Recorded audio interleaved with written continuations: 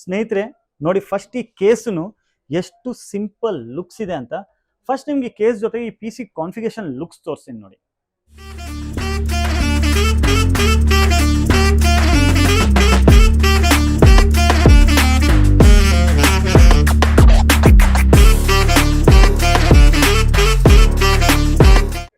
ಸ್ನೇಹಿತರೆ ನೀವು ನೋಡಿರ್ತಾನೆ, ಒಂದು best price to performance case ಅಂದ್ರೆ ಈ ಗಿಗಾಬೈಟ್ದು C500 ಕೇಸ್ ಅಂತ ಹೇಳ್ಬೋದು.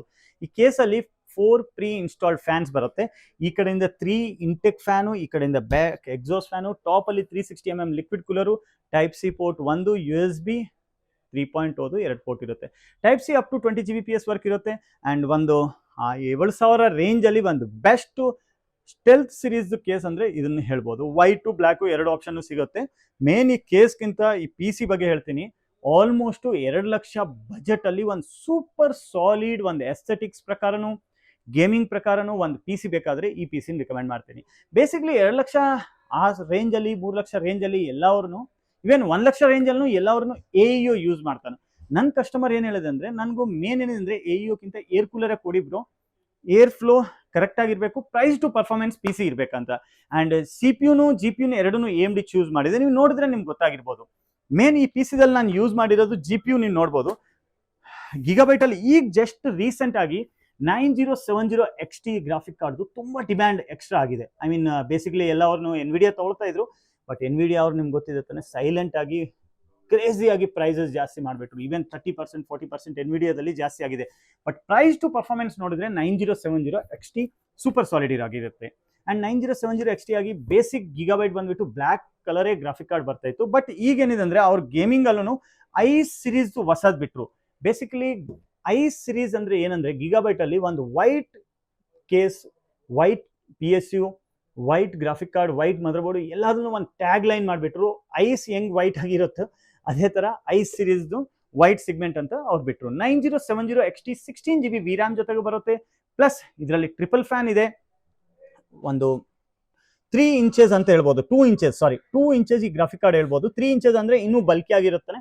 ಇವೇನು ಹೈಯರ್ ಸಿರೀಸ್ ಲೈಕ್ 7900 XTX ಗಿಂತ ಮುಂಚೆ 7900 XTX ಬರ್ತಾ ಇತ್ತು. ಪ್ಲಸ್ ಎನ್ವಿಡಿಯಾದಲ್ಲಿ 5080 ಅದೆಲ್ಲ 3 ಇಂಚಸ್ ಅಲ್ಲಿ ಬರುತ್ತೆ. ಬಟ್ ಇದು 2 ಇಂಚಸ್ ಅಲ್ಲಿ ಬರೋ ಗ್ರಾಫಿಕ್ ಕಾರ್ಡ್ ಇದೆ. ಅಂಡ್ ಟ್ರಿಪಲ್ ಫ್ಯಾನ್ 1 2 3 ಫ್ಯಾನ್ಸ್ ಇರುತ್ತೆ. ಅಂಡ್ ಇಲ್ಲಿ ಗಿಗಾಬೈಟ್ ಹೆಸರು ಬಂದ್ಬಿಟ್ಟು ಸ್ವಲ್ಪ ಎಂಬೋಸಿಂಗ್ ಆಗಿರುತ್ತೆ. ಇಲ್ಲಿ ಕವರ್ ಇರುತ್ತೆ, ಇದು ನೀವು ಬೇಕಾದ್ರೆ ತೆಗಿಬೋದು. ಸ್ವಲ್ಪ ತೆಗ್ದಿದ್ರೆ ಲುಕ್ಸ್ ಚೆನ್ನಾಗಿರುತ್ತೆ. ಅಂಡ್ ಏನಿದೆ ಅಂದ್ರೆ, ಇದು ಇಟ್ಟರೆ ಏನಾಗುತ್ತೆ ಅಂದ್ರೆ, ಸ್ವಲ್ಪ ದಿನ ಮೇಲೆ ಮೆಲ್ಟ್ ಏನಾದ್ರೂ ಆದ್ರೆ ಅದು ಹೀಟಿಂಗ್ ಇಶ್ಯೂಸ್ ಎಲ್ಲ ಆಗಿದೆ. ಐ ಮೀನ್ ಹೀಟ್ ಎಲ್ಲ ಆಗಿದ ಮೇಲೆ ಇದನ್ನು ನಾನು ತೆಗಿಯಕ್ಕೆ ಹೇಳ್ತೇನೆ ನೋಡೋರ್ಗು. ಸೊ ಈ ಕವರ್ ತೆಗ್ದಿದ್ರೆ ಏನಾಗುತ್ತೆ ಅಂದ್ರೆ, ಮತ್ತೆ ಇದರಲ್ಲಿ ನೀವು ಯಾವಾಗ ಆಮೇಲೆ ರಿಮೂವ್ ಮಾಡ್ತೀರೋ ಅವಾಗ ಗಲೀಜಾಗಿರಲ್ಲ.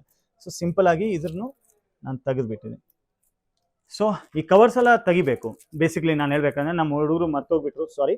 ಸೊ ಈ ಗ್ರಾಫಿಕ್ ಕಾರ್ಡು 9070 XT ಇದೆ. ಮದರ್ ಬೋರ್ಡ್ ಇದರಲ್ಲಿ ನಾನು ಯೂಸ್ ಮಾಡಿರೋದು again B850 Aorus Elite Wi-Fi 7. ಇದರಲ್ಲಿ ಬ್ಲ್ಯಾಕ್ ಇಷ್ಟೇ ಮಾಡೆಲ್ ಬರುತ್ತೆ. ವೈಟ್ ಅಲ್ಲಿ ಬರೋದಲ್ಲಿ ಐಸ್ ಆಡ್ ಮಾಡಿದ್ರು. ಈ ಐಸ್ ಅಂದ್ರೆ ಆ ತರ ಐಸ್ ಇಲ್ಲ, ಈ ಸಿರೀಸ್ ಅಲ್ಲಿ ಐಸ್ ಅಂತ. ಅಂಡ್ ಇದು Ryzen 7, Ryzen 5, Ryzen 9 ಎಲ್ಲದನ್ನು 7000 ಸಿರೀಸ್, ಇವನ್ 9000 ಸಿರೀಸ್, X3D ಸಿರೀಸ್ ಇದು ಸಪೋರ್ಟ್ ಆಗುತ್ತೆ. ಈ ಮದರ್ ಬೋರ್ಡ್ ಅಲ್ಲಿ ಬಯೋಸ್ ಅಪ್ಗ್ರೇಡ್ ಮಾಡೋದು ಅವಶ್ಯಕತೆ ಇಲ್ಲ. ಬಟ್ ಇನ್ ಫ್ಯೂಚರ್ ಯಾವ್ದಾದ್ರು ಬಯೋಸ್ ಅಪ್ಗ್ರೇಡೇಷನ್ ಆಪ್ಷನ್ ಬಂದ್ರು ಇದರಲ್ಲಿ 1 ಕ್ಲಿಕ್ ಬಟನ್ ಇರುತ್ತೆ. ಬಯೋಸ್ ಅಪ್ಗ್ರೇಡೇಷನ್ಗೂ ಬಟನ್ ಇರುತ್ತೆ. ಆ ಬಟನ್ ಇಂದ ನೀವು ಡೈರೆಕ್ಟ್ಲಿ ಬಯೋಸ್ನು ಕ್ಯೂ ಫ್ಲಾಶ್ ಬ್ಯಾಕ್ ಅಂತ ಮಾಡ್ಬೋದು. ಅಂದ್ರೆ ಓಲ್ಡ್ ಪ್ರಾಸೆಸರ್ ಆಗ್ಬಿಟ್ಟು ಬಯೋಸ್ ಅಪ್ಗ್ರೇಡ್ ಮಾಡೋದು ಆ ತರ ತೊಂದರೆ ಏನಿರಲ್ಲ. ಡೈರೆಕ್ಟ್ಲಿ ನಿಮ್ದು ಬಯೋಸ್ ಇದನ್ನು ಆ ಬಟನ್ ಇಂದ ನೀವು ಅಪ್ಗ್ರೇಡ್ ಮಾಡ್ಕೋಬಹುದು. ಸೆಕೆಂಡ್ ಥಿಂಗ್, ಇದರಲ್ಲಿ X3D ಅಂತ ನಾನು ಹೇಳಿದೆ ಅಂತಾನೆ, ಪ್ರಾಸೆಸರ್ ಬಂದ್ಬಿಟ್ಟು 9800 X3D ಡೆಸ್ಕ್ಟಾಪ್ ಸಿಗ್ಮೆಂಟ್ ಅಲ್ಲಿ ಗೇಮಿಂಗ್ ಆಗಿ ನೀವು ನೋಡಿದ್ರೆ 9800 X3D ಒಂದು ಬೆಸ್ಟ್ ಚಾಯ್ಸ್ ಅಂತ ಹೇಳ್ಬೋದು. ಯಾಕಂದ್ರೆ ಇದರಲ್ಲಿ 8 ಕೋರು 16 ಥ್ರೆಡ್ಸ್ ಇದೆ. ಪ್ಲಸ್ ಕ್ಯಾಶ್ ಮೆಮೊರಿ 104 MB ಇದೆ. ಪವರ್ ಡ್ರಾಯಿಂಗ್ ತುಂಬಾ ಕಮ್ಮಿ ಇರುತ್ತೆ. ಮೇನ್ ಏನಿದೆ ಅಂದ್ರೆ, ಪ್ರಾಸೆಸರ್ ಎಷ್ಟು ಜಾಸ್ತಿ ಪವರ್ ತಗೊಳುತ್ತೋ, I mean power electric power ಯಾವ್ದು ಜಾಸ್ತಿ ತಗೊಳುತ್ತೋ ಅಷ್ಟು ನಿಮ್ಗೆ ಅದು ಹೀಟ್ ಜಾಸ್ತಿ ಆಗುತ್ತೆ. ಸೊ ಅದರಲ್ಲಿ ಪವರ್ ಕಮ್ಮಿ ಮಾಡಿಬಿಟ್ಟು X3DB ಕ್ಯಾಶ್ ಮೆಮೊರಿಯಲ್ಲಿ ಒಂದು ಸಖತ್ತಾಗಿ ಇರೋದು ಪ್ರಾಸೆಸರ್ ಇವರು ಲಾಂಚ್ ಮಾಡಿದ್ರು. ಅಂಡ್ ಈ ಪ್ರಾಸೆಸರ್ಗೂ ನಾವು 1 TB ಗಿಗಾಬೈಟ್ ಇದೆ NVMe SSD ಯೂಸ್ ಮಾಡಿದ್ವಿ. Again 16x2 32 GB RAM. ಈಗ ಏನಂದ್ರೆ ಹೇಳೋದು ಅವಶ್ಯಕತೆ ಇಲ್ಲ ಎಷ್ಟು ಜಾಸ್ತಿ ಆಗಿದೆ ಅಂತ.